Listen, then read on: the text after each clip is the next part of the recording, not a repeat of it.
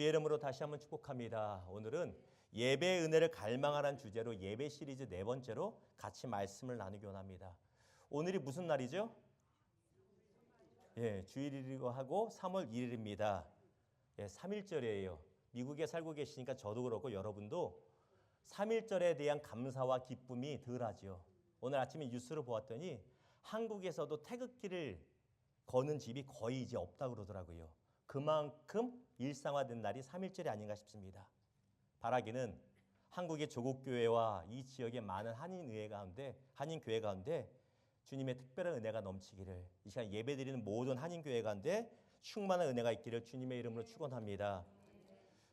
3.1절이니 오늘은 시 한 편으로 말씀을 시작할까 합니다.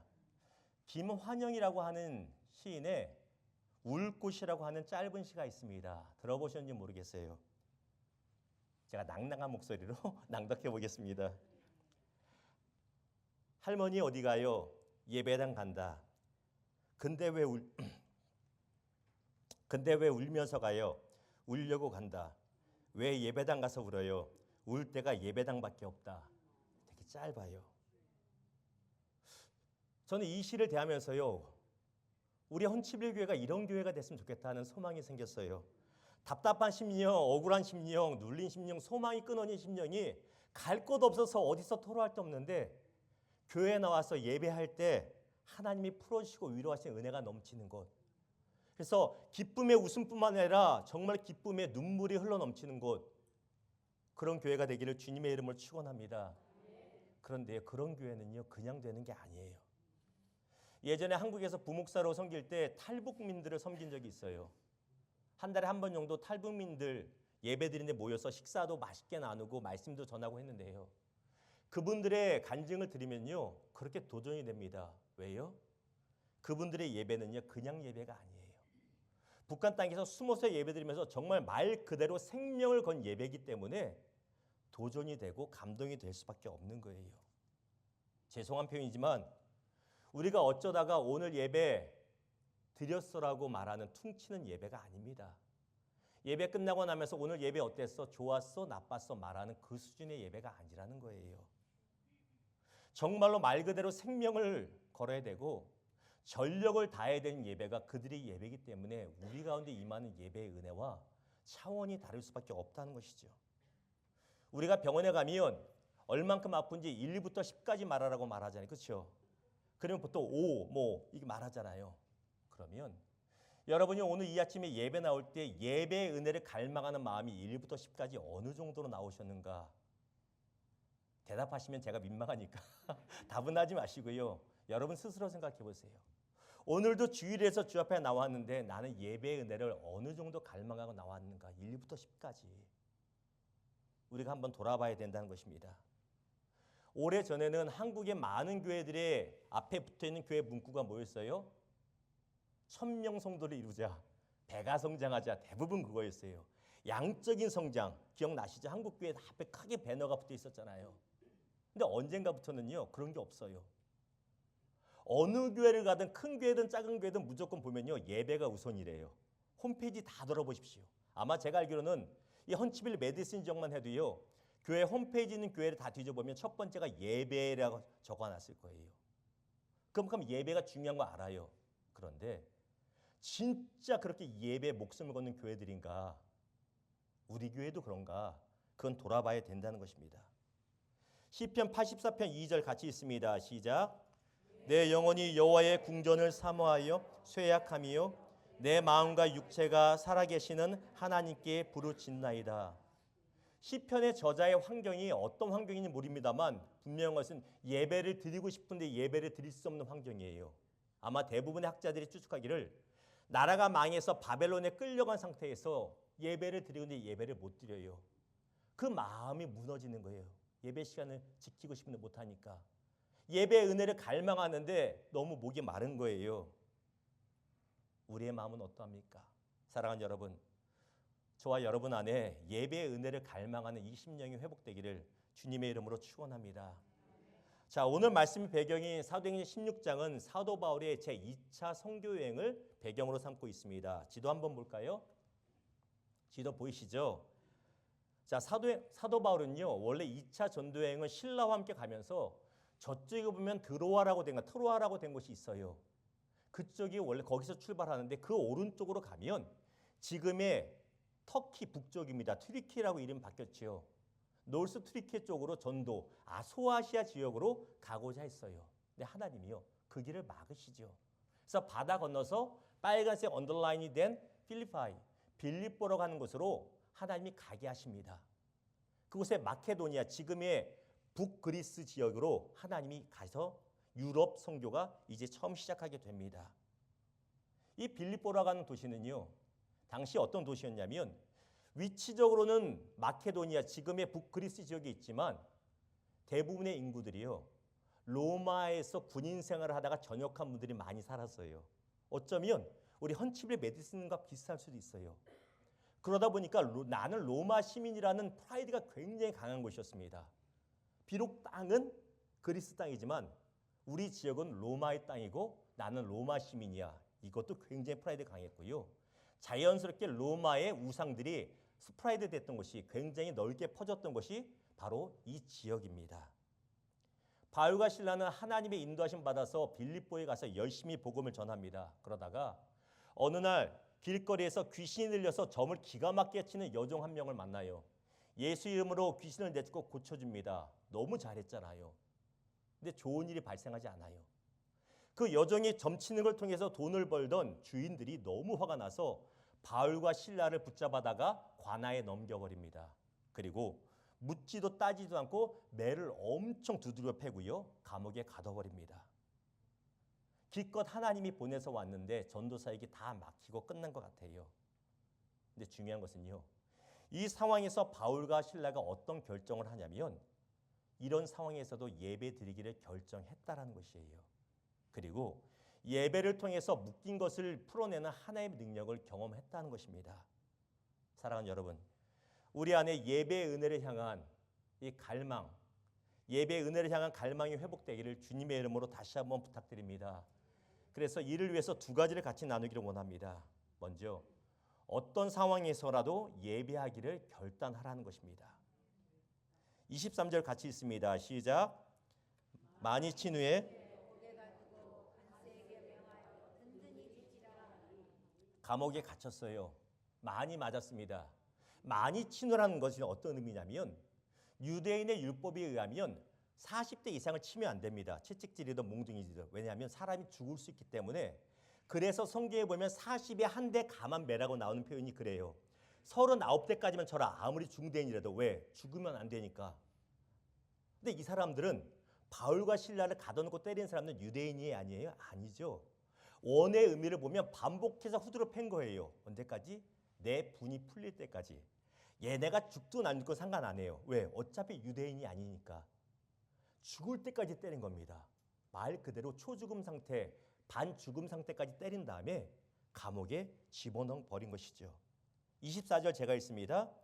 그가 이러한 명령을 받아 그들을 깊은 옥에 가두고 그 발을 착고에 든든히 채웠더니 간수는 바울과 실라를 많이 때린 후에 감옥에 가둬버립니다. 이 시대는 인권에서 범죄자도 인권이 중요하다 말하지요. 감옥도 되게 좋은 데 많잖아요. 근데 여기서 말하는 감옥은 토굴과 같은 것입니다. 깊은 동굴과 같은 곳이에요. 불빛 하나 없고 벌레도 많고 눅눅한 곳일 거예요. 화장실은 상상도 못하지요. 그냥 때린 후에 쳐 던져 놓은 것입니다. 그냥 던져 놓을 뿐만 아니라 그 발을 착고에 든든히 채웠습니다. 우리가 상상하듯이 어떤 쇠사슬 정도, 수갑 정도를 발에 묶은 것이 아니에요. 그림 하나 볼까요? 챗GPT가 좋아요. 다 그려져요. 바울과 실라가 나무 틀로 된 저렇게 된 것이 착고예요. 움직이기가 없고요. 일어설 수도 없고 화장실은 상상도 못합니다. 몇 날 멋쯤 있으면 대소변을 저 상태로 다 치러내야 돼요. 단순한 형벌기구 아니라 고문기구에 가까운 것이 착고예요. 너무 어이없는 상황이지요. 하나님을 향해서 충분히 원망할 수 있고요. 크게 분노할 수 있는 상황입니다. 왜? 내가 가고 싶어서 온 땅이 아니잖아요. 나는 특기 쪽으로 가고 싶었는데 하나님이 일로 보내려서 왔는데 그러면 꽃길이 예배되는데 웬걸요? 나는 복음만 전하고 병자만 고쳤을 뿐인데 매는 죽도록 맞고 이런 착고에 내가 매여 있어요. 크게 낙심에 빠지고 분노할 수 있는 상황 아닙니까? 그런데 이런 상황에 바울과 실라가 예배하기를 결정했다는 것이에요. 무엇을 말합니까? 예배는요, 결코 자연스러운 게 아니라 우리의 의지적인 결정이 필요하다는 것입니다. 25절 보세요. 한밤중에 바울과 실라가 기도하고 하나님을 찬송하며 죄수들이 듣더라. 한밤중, 영어로는 미드나잇이라고 되어 있는데 단순히 깊은 밤, 자정을 말하는 것이 아니라 가장 어두운 시간을 의미하고요. 가장 힘든 시간을 의미하고요. 여러분의 삶 가운데 가장 고통스러운 순간을 의미하고 가장 외로운 시간을 의미합니다. 기도하고 찬송하며 문법적으로 보면 반복해서 일어났다고 말하고 있어요. 다시 말하면 그들은 예배의 은혜를 갈망함으로 그 어렵고 고통스러운 시간을 외로운 시간에 예배하기를 멈추지 않았다는 거예요. 바울과 실라는 가장 고통스러운 시간에 어쩌면 하나님조차 그들을 외면하는 것 같은 그 외로운 시간에 본인들만의 두 명만의 부흥예를 연구해요. 죽기까지 맞았으니 몸이 얼마나 아파요. 죄수한테 누가 마데카솔이라도 발라줍니까? 그런 거 없잖아요. 몸은 아프죠. 피는 흐르지요. 불편하죠. 찬양하고 기도하는데 간수들이나 동료 죄수들이 시끄럽다고 윽박 지르고 협박했을 거 아닙니까? 시끄러. 잠 좀 자자. 밤중에 떠들고 있으니. 그럼에도 불구하고 그들은 예배하기를 결단하고요. 멈추지 않았다는 것이에요. 말씀을 준비하면서 상상을 해봤습니다. 어떤 찬양을 했을까? 아마 이 찬양. 그때 이 찬양이 있었으면 이거 했을 것 같아요.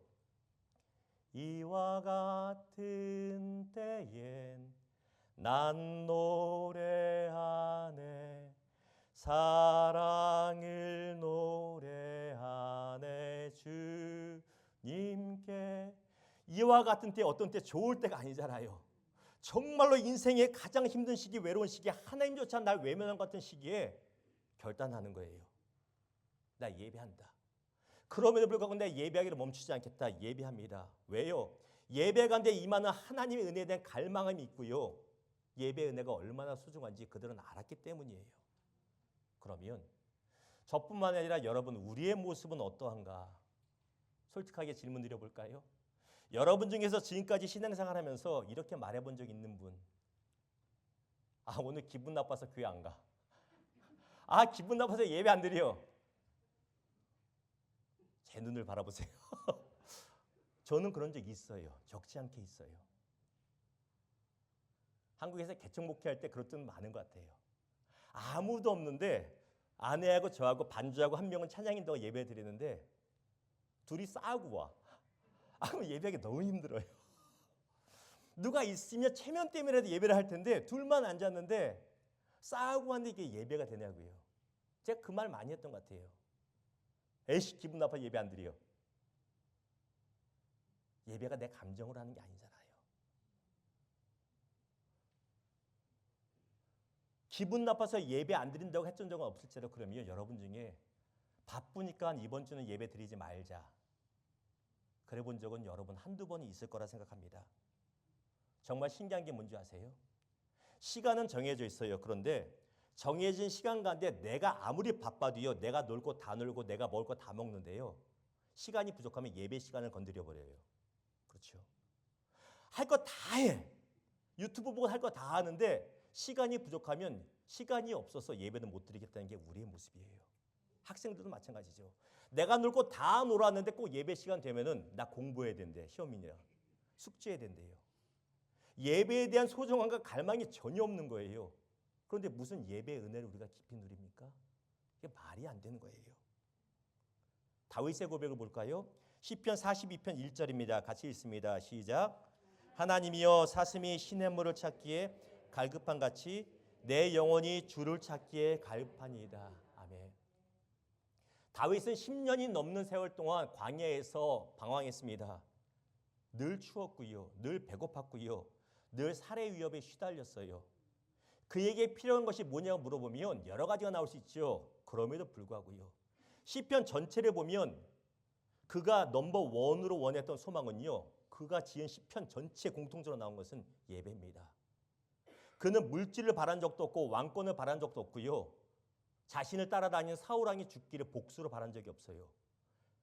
그가 지은 시편을 보세요. 모든 것이 공통적으로 귀결되는 것은 하나님 바라봅니다. 갈망이 있어요.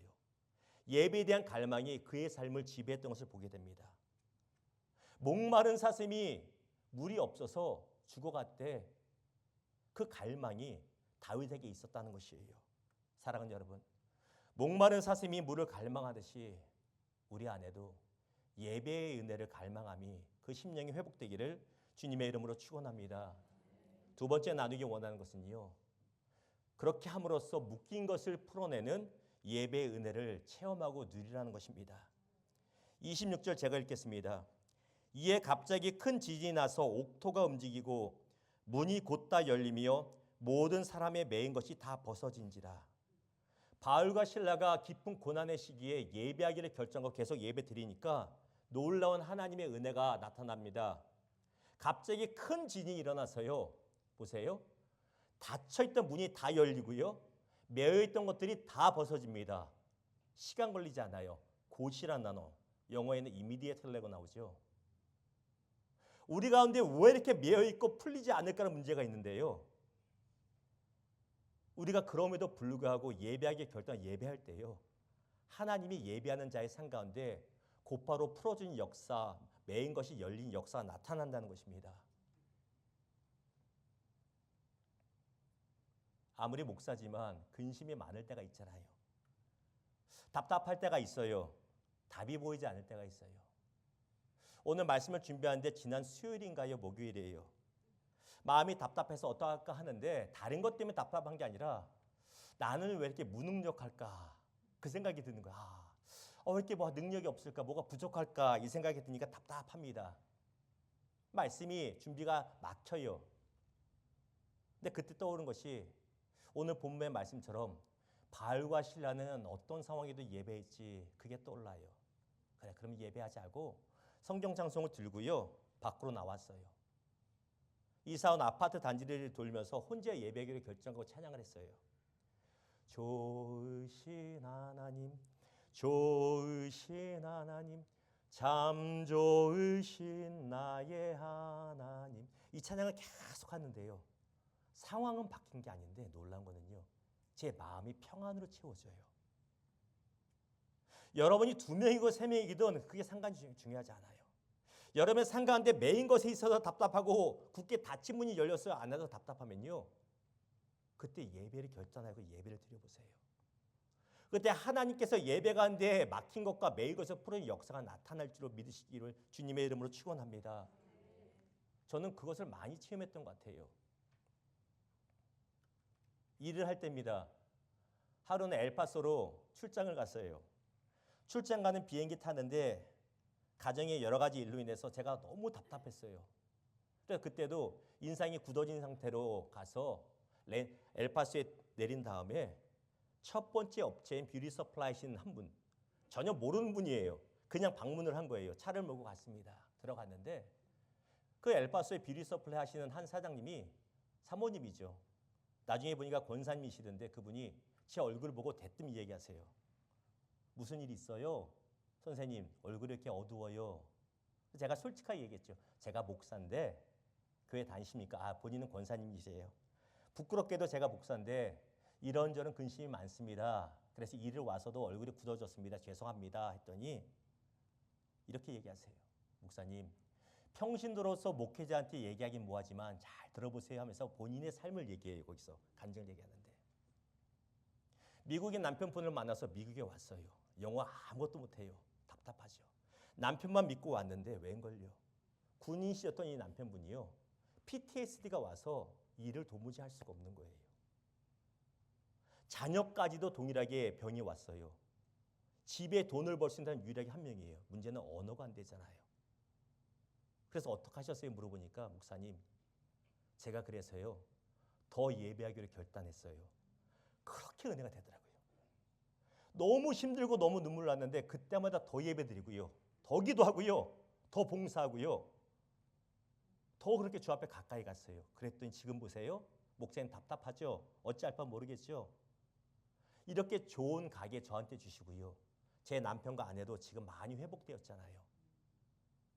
답답할 때 예배 드리세요. 그 얘기를 하시는데요. 제가 목회자임에도요. 얼마나 제가 울면서 거기서 감동을 많이 받았는지 몰라요. 신앙은요. 예배자에게 수준에 있는 거지 목사와 평신도 차이가 있는 건 아니더라고요. 사랑하는 여러분, 매임이 있습니까? 묶임이 있습니까?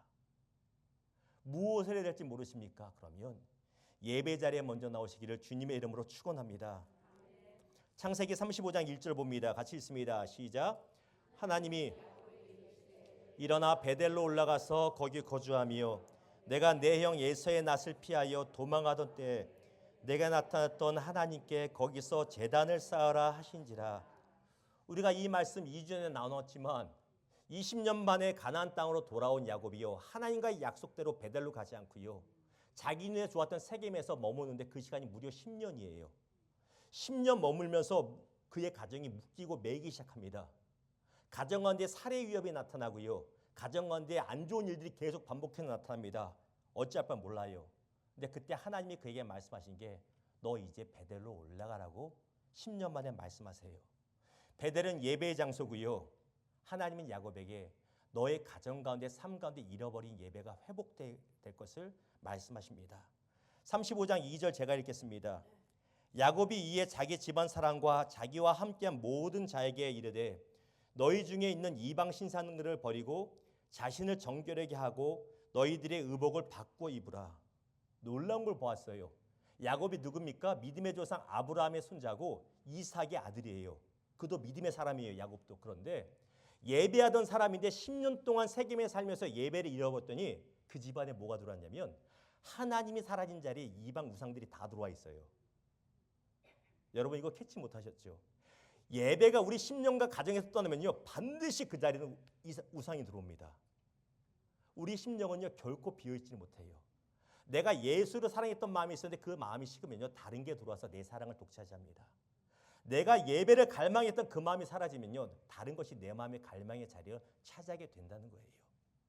하나님은요 벗어나라고 하시며 의복을 바꾸라고 말하세요. 뭐예요? 10년 동안 예배를 잃어버린 너희 삶 가운데 세상 사람처럼 살았던 삶의 태도를 벗어나라고 우리에게 말씀하시는 것입니다. 창세기 35장 9절입니다. 야곱이 밧다람에서 돌아오매 하나님이 다시 야곱에게 나타나사 그에게 복을 주시고 예배 자리가 회복되니 그의 가정 가운데 매인 것이 풀어지고 묶인 것이 열어난 것을 보게 됩니다. 우리 시편 84편 5절에서 6절 있습니다. 시작.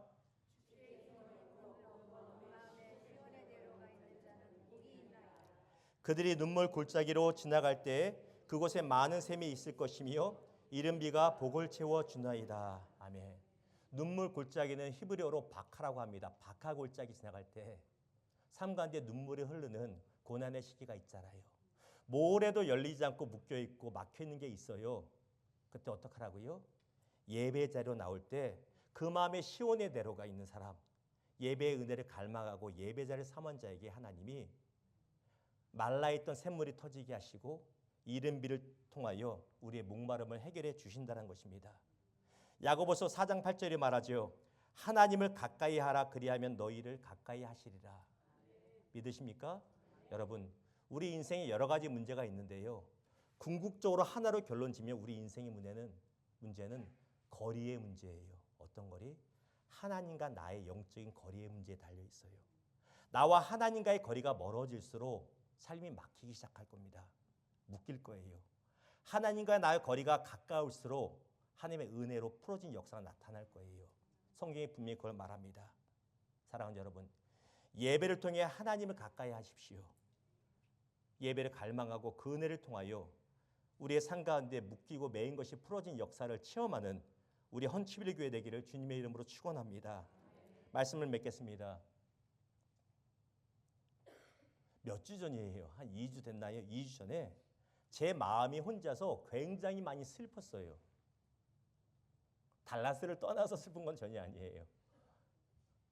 제 마음이 그렇게 슬퍼서 한 2주 됐어요. 그리고 슬프다 못해서 화가 막 올라오는데요. 견딜 수가 없어요. 누구 때문일까 생각하지 마세요. 여러분 때문 아닙니다. 전혀. 어떤 사람 때문이 아니에요. 무엇 때문에 제 마음이 슬프고 화나기까지 했냐면 우리 사랑하는 헌치빌 교회에 다음 세대 예배가 제대로 드려지지 않는 걸 보았어요. 너무 속이 상했어요. 너무 속이 상했는데 어떻게 할 수 있는 방법을 모르겠어요. 그래서 화가 나고요. 그래서 속이 상했어요. 우리는 이렇게 장년들을 예배 드리고 있는데 어린아이들이 제대로 된 예배 폼에 애는 쓰고 있어요. 분명히 선생님들 애는 쓰고 있는데 제대로 된 폼에서 예배를 가르치지 못하고 예배의 은혜를 사모하지 못하게 하고 있어요. 아직까지. 여러분 익숙해서 잘 파악을 못하셨죠. 얼마나 마음이 슬펐는지 얼마나 마음이 화가 난지 몰라요. 우리 교회 표어가 미래를 준비한 교회잖아요. 여러분 아시죠? 어떤 프로그램을 잘 돌린다고 미래가 준비되지 않습니다. 건물을 정말 멋있게 리모델링하거나 이사 간다고 해서 미래가 준비되지 않아요. 여러분 집 사보셔서 아시죠? 집 살 때 뭐가 제일 중요해요? 파운데이션 중요하다고 하잖아요. 교회는요. 파운데이션 예배가 굳게 서 있어야 그래야 미래가 있는 거예요. 그것 때문에 제 마음이 너무나 답답했습니다. 아이들도 그렇고 아이들을 보는 부모님들도 예배 교회는 오는데 예배를 못 드려요. 식당 봉사는 하는데 예배는 못 드려요. 교회를 왜 옵니까 그러면? 내가 예배 드린 게 아니잖아요. 상황은 이해가 됩니다만 뭔가 우리가 고민하고 이것을 어떻게 해결해야 될까 기도하면서 예배의 소중함과 예배의 갈망을 다음 세계에 전파할 수 있도록 머리를 감싸고 고민하고 솔루션을 만들어줘야 되는구나. 이 고민이 안에 있는 것입니다. 근데 오늘 본문이 그걸 말하고 있어요. 25절 보니까 한밤중에 바울과 실라가 기도하고 하나님을 찬송하며 죄수들이 듣더라. 듣더라고 하는 문법적 의미는 주의 깊게 listen to 하다는 뜻이에요. 그냥 대충 듣는 게 아니고요. 보세요. 바울과 실라가 혼자 둘이서 부흥회를 여는데 다른 사람들이 시끄럽다고 욕하면서도요. 듣고 있는 거예요. 왜? 자기들하고 달라. 본인들은 매맞구르면 짜증나서 화내고 육두문자를 던지고 막 벽을 치고 이럴 텐데 그럴 거라 생각했는데 바울과 실라는 달라요. 그 와중에 예배를 드려요.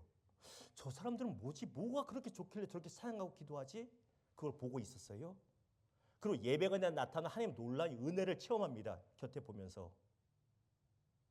그리고 그들이 간수가 그렇게 고백하죠. 30절과 31절 같이 읽습니다. 시작.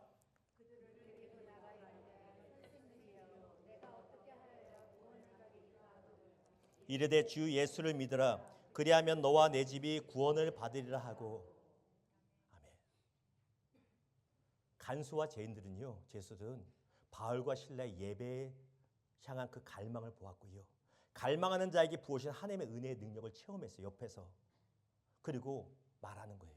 나도 니들이 믿는 예수 한번 믿고 싶다. 이게 심정이 나오는 거예요. 왜 이 말씀 드리냐면 우리 가운데서 어른 세대가 장년 세대가 예배에 대한 정말 갈망이 뜨거워지고요. 예배에 대한 열정이 확실해지면요. 그게 아래로 흘러가야 됩니다. 그렇잖아요. 나는 예배를 잘 드렸네. 오케이 땡큐가 이걸로 끝나는 게 아니라 그러면 어떻게 하면 예배에 드리지 못하는 심령들이 없도록 우리가 어떻게 할 것인가? 어떻게 하면 어린아이부터 예배 가운데 집중할 수 있을까? 거기에 우리가 깊이 기도하며 깊이 우리가 고민해야 된다는 것입니다. 많은 분들이 BBS 할 때라고 고민을 하세요. 맞아요. BBS 준비해야 돼요. 그러나 여러분 착각하시면 안 됩니다. BBS 잘했다고 변하진 않아요. BBS 딱 일주일 잘한다고 어린애들 심령이 변하지 않고 교회 크게 안 변합니다. 왜? 프로그램으로 변하진 않습니다. 기초인 예배가 각 부서 나이마다 온전히 서갈 때 교회는 생명을 찾을 거예요. 더 뜨겁게 일어날 것입니다. 그리고 죄수와 간수가 구원받기 원했던 것처럼 주변에 많은 사람들이 헌치빌 교회를 통해서 영혼 구원받기를 나타내는 역사가 일어날 것입니다. 여러분 뉴스를 보셔서 아시겠지만 최근 세계 곳곳에서 전쟁이 일어납니다. 전쟁이 제발 좀 끝났으면 좋겠어요. 우리가 같이 기도해야 되죠. 근데 정말 중요한 전쟁이 뭔지 아세요? 눈에 보이는 각 나라와의 사이의 전쟁이 아니라 영적인 전쟁이에요. 아시죠? 어떤 전쟁? 예배를 방해하는 전쟁은 우리가 반드시 기도해야 됩니다.